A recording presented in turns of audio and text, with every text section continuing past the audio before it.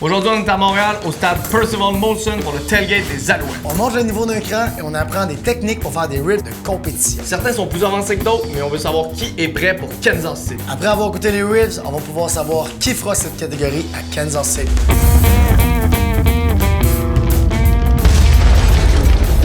Alors messieurs, aujourd'hui je vais vous transmettre ce que j'ai appris du champion du monde de barbecue, Travis Clark, qui a gagné l'an passé le American Royal, la plus grosse compétition de barbecue au monde, où est-ce qu'on s'en va. Aujourd'hui, on se concentre sur les côtes levées. Les 3 premiers vont pouvoir profiter de la terrasse Barbecue Québec avec nous et quelques consommations, pendant que les 3 autres, ils vont pouvoir aider à faire la vaisselle et ramasser le reste. Je pense que le monde veut surtout pas perdre, plus que gagner encore. Le truc des ribs, c'est vraiment de les faire cuire à basse température, lentement mais sûrement. On va faire cuire de la côte de flanc ou de la côte de dos. Alors, on va enlever la membrane pour commencer. C'est simple, on rentre un petit couteau, on rentre notre doigt et on vient attirer sur la membrane, comme ceci.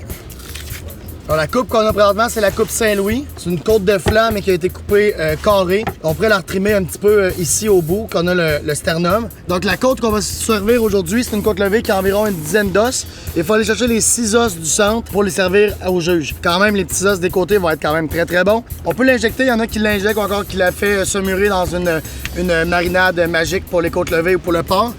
On met un rub de chaque côté. Je recommande un rub plus sucré pour Kansas City. On avait quand même une bonne croûte, mais pas trop quand même. On veut garder le profil de saveur de la viande.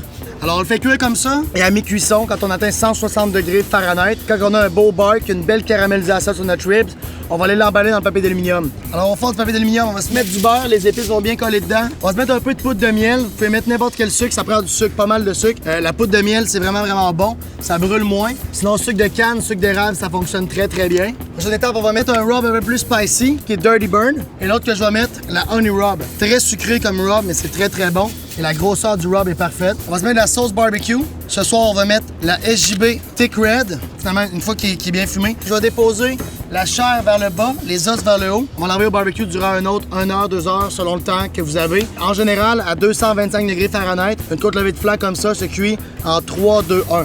Donc 3 heures de fumée, 2 heures dans le papier d'aluminium, puis 1 heure, donc 1 minute à 60 minutes, là, c'est à la fin pour faire la finition, qu'on va venir à déballer. Je vais mettre de la sauce barbecue ou reprendre tout ce qu'il y a au fond de notre papier d'aluminium et aller glazer sur notre ribs. Et l'autre chose qui est importante, c'est d'avoir environ 200 degrés Fahrenheit à la fin de la cuisson. Dans notre ribs, on veut que ça vienne à fondre, à être tendre comme du beurre, qu'il n'y ait quasiment là, aucune résistance. Mais on veut que la viande colle encore sur l'os. Si jamais la viande se détache de l'os, c'est là que la viande serait trop cuite.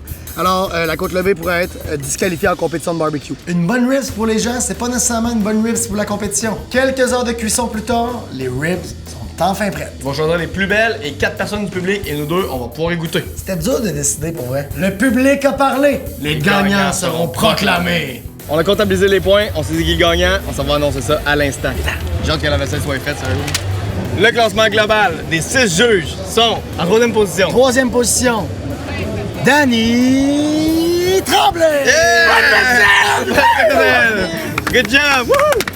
En 2e position, Danny Rouleau! le grand gagnant qui a la chance de venir prendre une petite frette sur la terrasse des Alouettes pendant qu'on regarde les 3 autres faire de la vaisselle. Mathieu Dumont! Avec son poivre sur les ribs.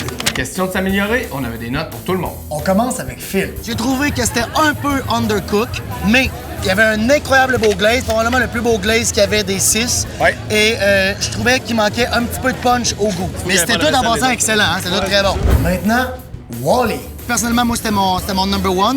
Puis c'était celui-là à Max aussi. Super goût et cuisson, belle apparence. Overall, c'était une vraie rib de compétition. Mathieu, maintenant. Glaze était un peu moins sexy, mais en termes de cuisson, en termes de texture et de goût, était incroyable. Ensuite, Bruno. Un peu undercook, mais je trouvais que c'était lui puis le numéro 1 les plus beaux glazes. Encore là, c'est une question de goût parce qu'il y en a qui aiment ça gruger l'os.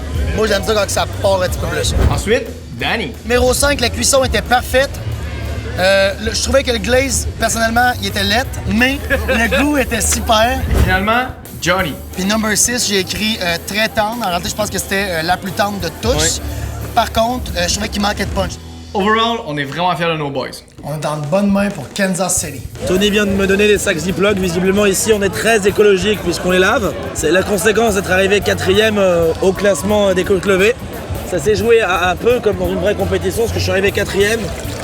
Donc c'était vraiment pas grand chose, juste une texture un peu trop ferme.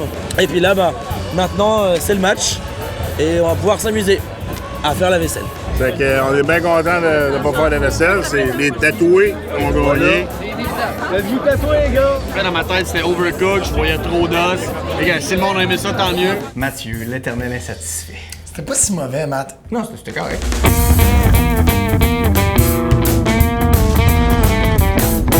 Prochain épisode, c'est le moment qu'ils attendent tous. C'est maintenant le temps de décider. Qui fera quoi à Kansas City? Vous le saurez dans le prochain épisode de la Team Barbecue Québec.